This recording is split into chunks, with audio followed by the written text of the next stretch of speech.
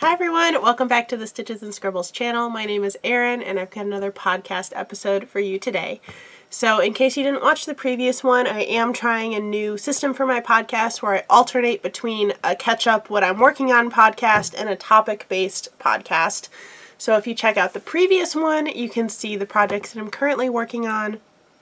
And the one that we have today is going to be a topic based one. So it's going to be mostly talking.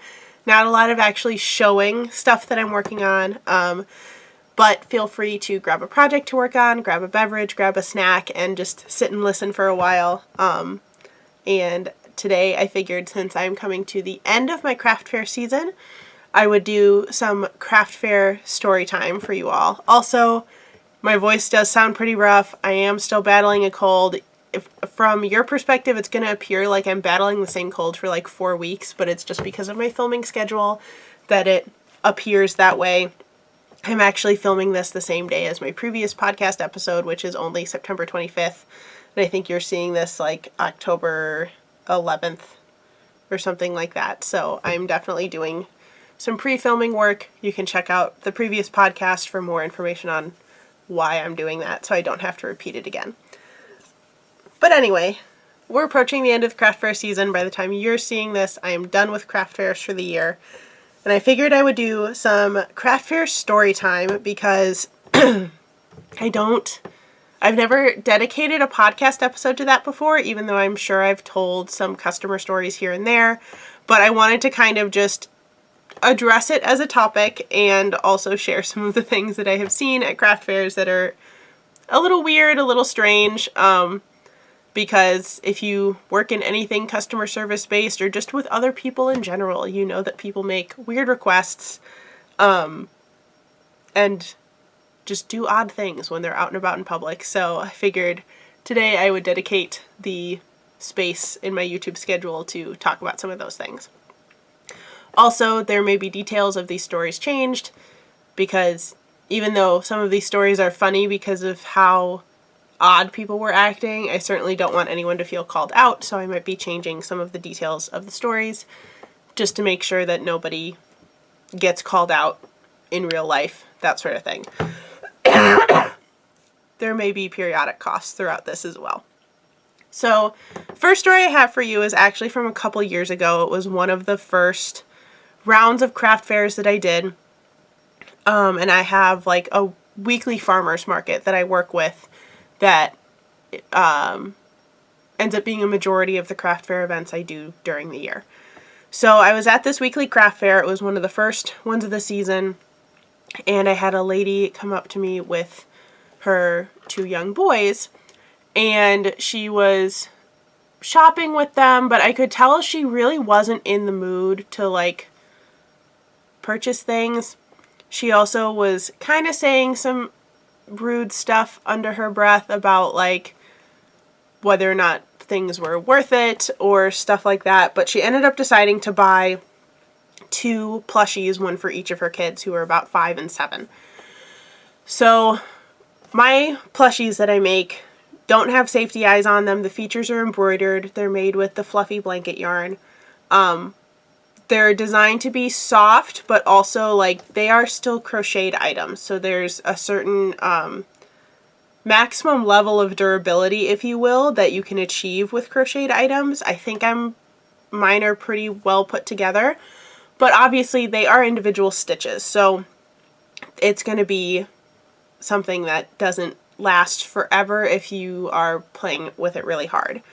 So, depending on the age of the kids, I try to give parents that disclaimer, but most people who buy from me are very understanding of that. And it's usually not an issue. But I saw this lady kind of cave and buy 2 plushies for her sons, and then they went to go play in the park, because there's a park near this farmer's market. The next week they come back, and I can tell, and the same lady comes back with the 2 kids. She sends the 2 kids to play at the park, and she has one of the plushies in her hand that she's bringing up to me.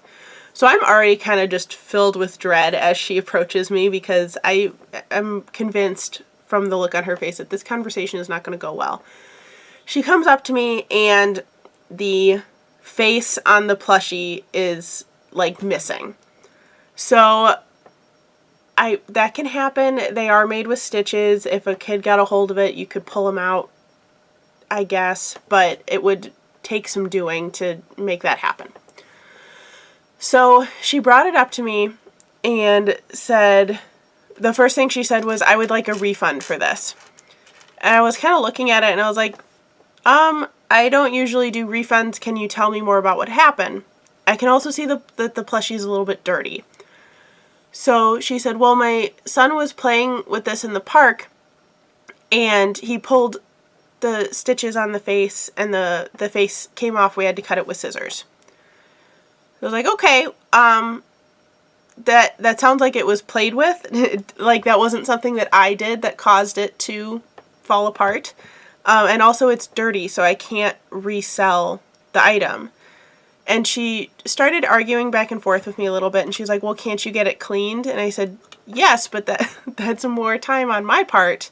No, you can't have a refund. Like, I'm not going to do an exchange. And this lady was clearly very, very upset with me that I wouldn't exchange the toy. But I also felt like, don't cave and buy your kid a fairly expensive toy, if I'm being honest, and then let them get it dirty on the playground. That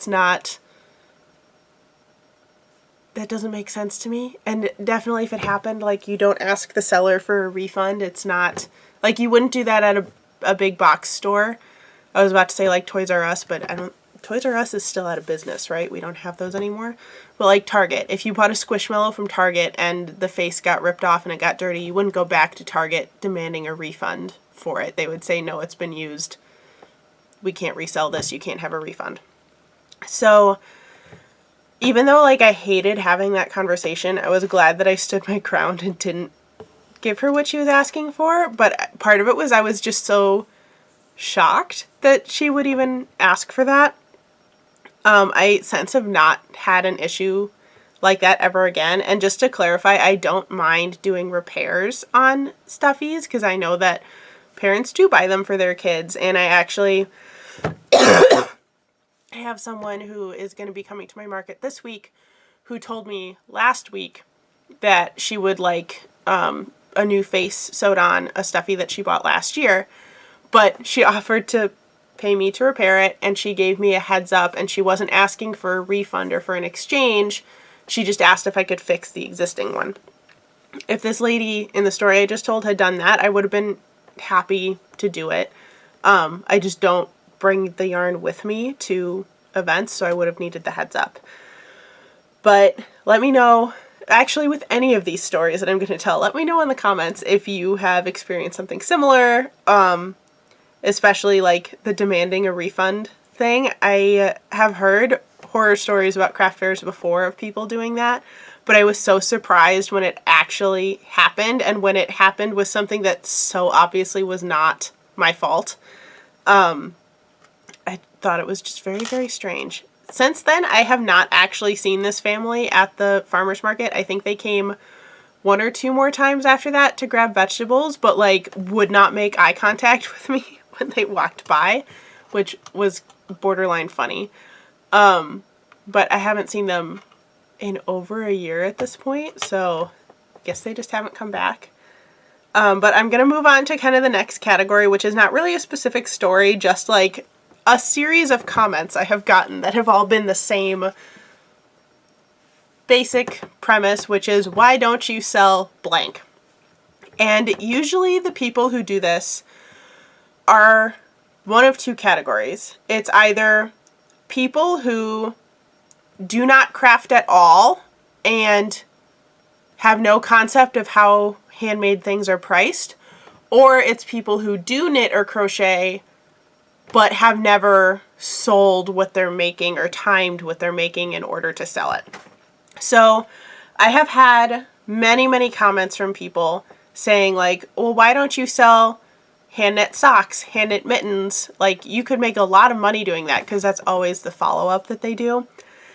And most of the time I will explain to people like, oh, like I would personally love to do that, but it's actually not a great investment for me, because a pair of socks, a pair of mittens would take X amount of hours to make, so this is what I would have to charge.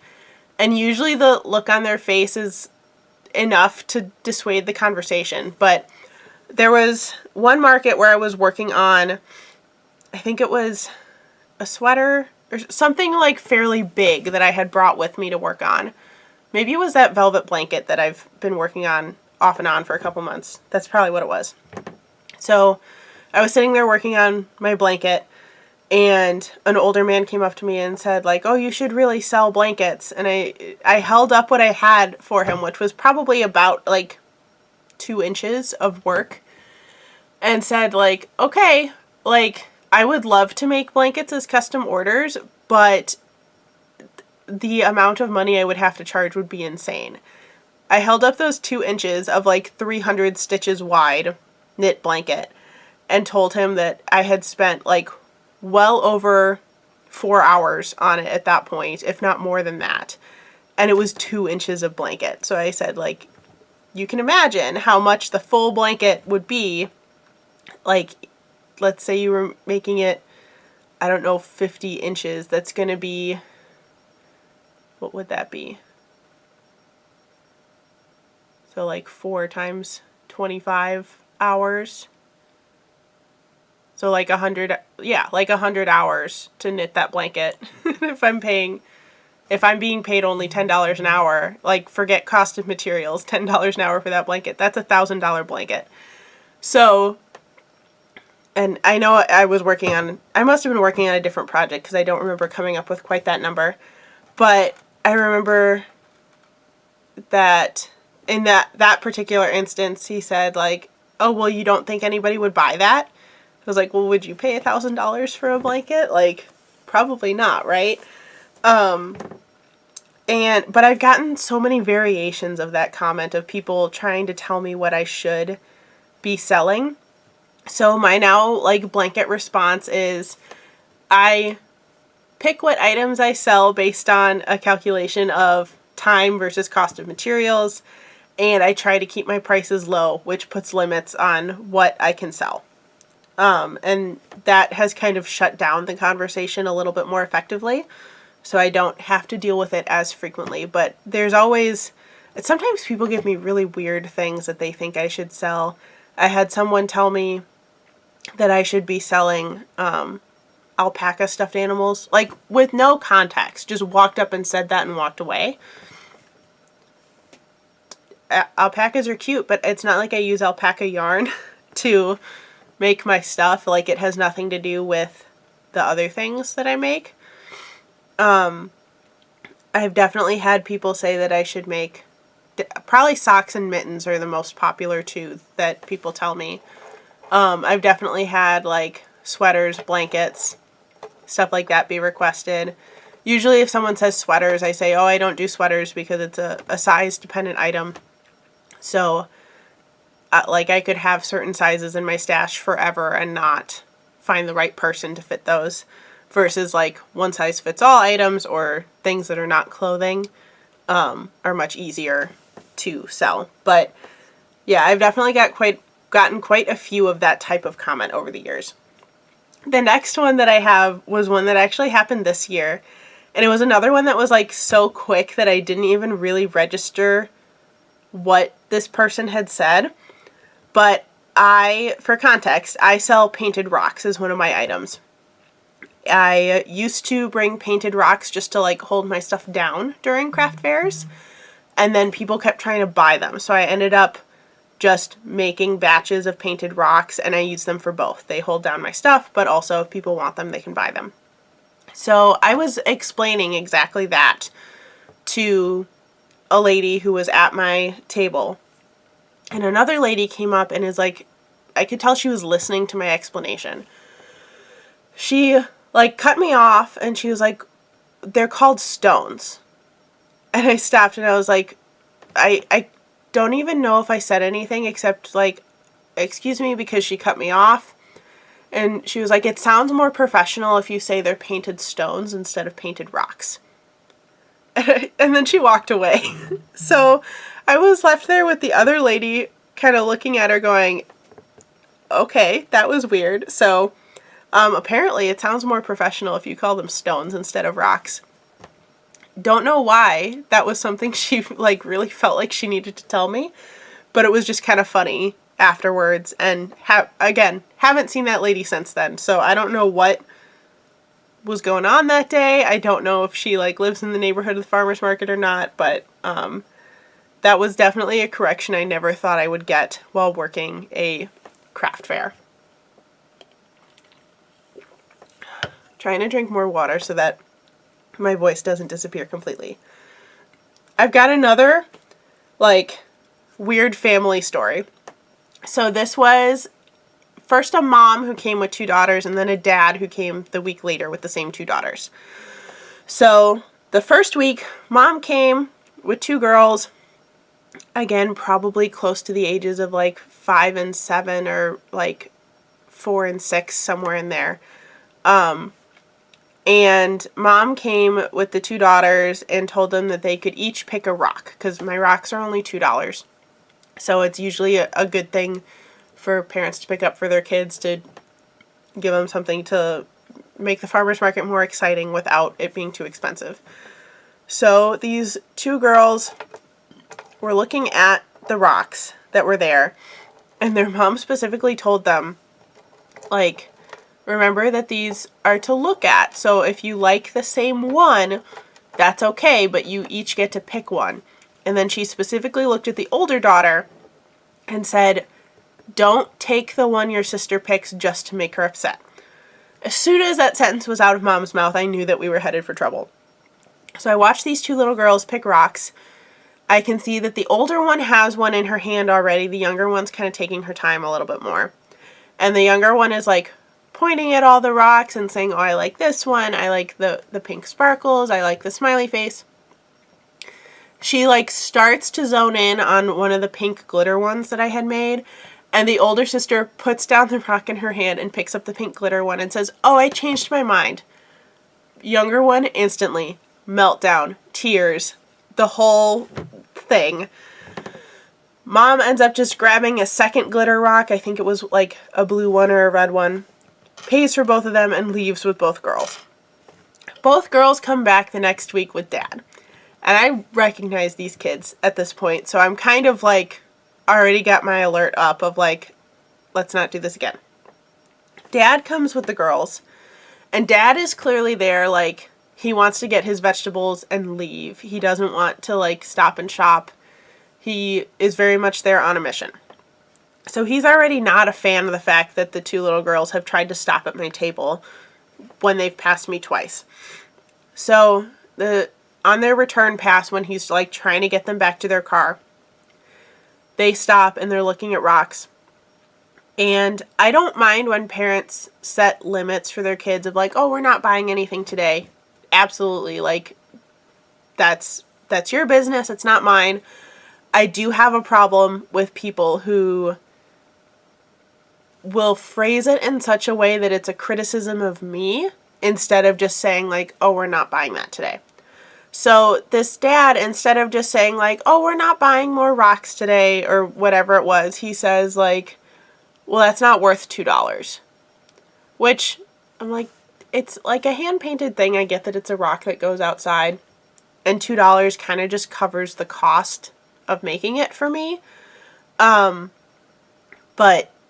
don't say it like that, I guess, is what I'm getting at. And the daughters are still looking and kind of ignoring him. And the younger one looks up at dad and says like, well, I just want to have a rock. I've never bought one before. Which, considering the whole meltdown that happened the week before, I decided it was a good idea to jump in on that one. And I said, oh, actually, last week you came and you bought rocks, remember? You already have one. To which the dad looked at me and said, like, well, that's not a very good sales tactic. I was like, what? Whose side are you on here, sir? Like, I'm trying to help you out and get you out of here faster because that's clearly what you want to do. And also, I just called out your child for lying to you. And then you turn around and criticize me. And I said, oh, like, excuse me? And he's like, well, like, what if I had decided to buy it for her Like, you're now out of sale because you just told me that. And I was like, that is such a weird thing to say. Why would you say that? Also, you kind of just told your kids that they could get away with lying to you. That's bizarre. So I responded and I just said, oh, well, I'm also in education. Like, my first priority is always going to be honesty, especially when it comes to teaching kids. So I just thought it would be better if I said something than letting you make the purchase and find out when you got home. And he kind of just nodded and like grabbed both girls' hands and left. So that was probably one of my most bizarre interactions, just because of that criticism at the end of like, that wasn't a very good sales tactic. So that was a very strange one. I do have a couple of like very positive stories that I wanted to kind of end this podcast with, just to like leave it with a lighter note. So first of all, one of my favorite things about working at the farmer's market or markets in general is occasionally I will see students that I work with during the school year, and I get to watch them have that, like, I recognize you, but I don't know why face, which I do this to people too. If they're not in the location I associate them with, I have trouble recognizing people, especially people that I don't know very well. So a lot of these kids look at me and definitely do the, like, I know who you are, I've seen you before, but I have no idea, like, what your name is or anything like that. So there's quite a few farmers markets where I have kids just staring at me. And then I have to have this weird interaction with the adults where I always end up waving, but usually I try to let the kids say hi first, because otherwise I'm a random stranger who's saying hi to children and clearly knows them. But usually in cases like that, especially if the kid is like at my table, I'll introduce myself to the adult and say like, hi, I'm Mrs. So-and-so. I work at your kid's school as a substitute teacher. That's probably why they recognize me. And then usually the kid's face lights up and is like, oh yeah, you came to my class when my teacher was sick or whatever it was. So I kind of love those interactions just because they're funny. One of the other like groups of people that I see frequently once the school year starts is college kids who come in. So my farmer's market is actually pretty close to a small local college. So we're starting to get pretty bad here. One of the things that happens once the school year starts is we get these like giant groups of college kids coming to the farmer's market in like groups of 20 or so. And it's an all-girls college that's close to us. So I last year had one of the best customer interactions ever, even though like I think only 2 of them bought something, but I had this crowd of like teenage girls looking at all of my stuff, like scanning my code, looking at my website, looking at all the videos that I have online, and just the amount of like positive feedback was amazing. And it was so fun to like hear from, because some of them did crafty stuff too. So a couple of them were like, oh, I want to make this. Like, where did you find this? Do you have a vlog about it?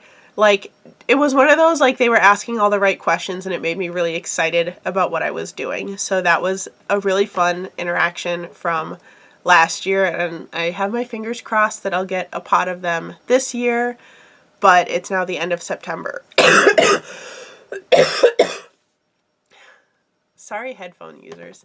It's now the end of September, so I'm not too hopeful that that's going to happen. And then the last like story I have for this podcast, I have a couple ladies who come visit almost every week to get their vegetables from the farmer's market, but one of them told me that she has a group of friends who go mushroom hunting, especially in the fall. And one of the items that I keep in my shop is beaded earrings where the beads are little glass mushrooms. So I had this lady bring like all of her friends one week, and they all bought mushroom earrings in different colors and like coordinated it so that they each had a different one. And it was so cute. I was so excited when they all came in. One of them bought like one of my big mushroom plushies. I think one of them bought a bag, like just a lot of sales very quickly from this group of ladies. But the fact that they were all friends because they went mushroom hunting, I thought was just the cutest thing, and it made me so happy. And they bought a lot of stuff, which was even better. So that was the last craft fair story on my list, so I think I'm going to call it for this podcast. If you have any weird craft fair stories or custom order stories or times you crocheted or knit something for a friend and weird stuff happened, let it all out in the comment section below. We'll just make this a safe space for venting about customers. I'd love to read your stories, because if you have anything as weird as some of the things that I've seen, I would absolutely love to read it. I love that stuff. But that's going to be it for this podcast. Thank you so much for watching. If you are interested in seeing more videos like this from me, make sure that you hit that subscribe button so that you can be notified of all of my crafty content here on YouTube. And if you would like to follow me on other social media, that information will be in the description box below as well. Thank you so much for watching, and I'll see you in the next one. Bye, everyone.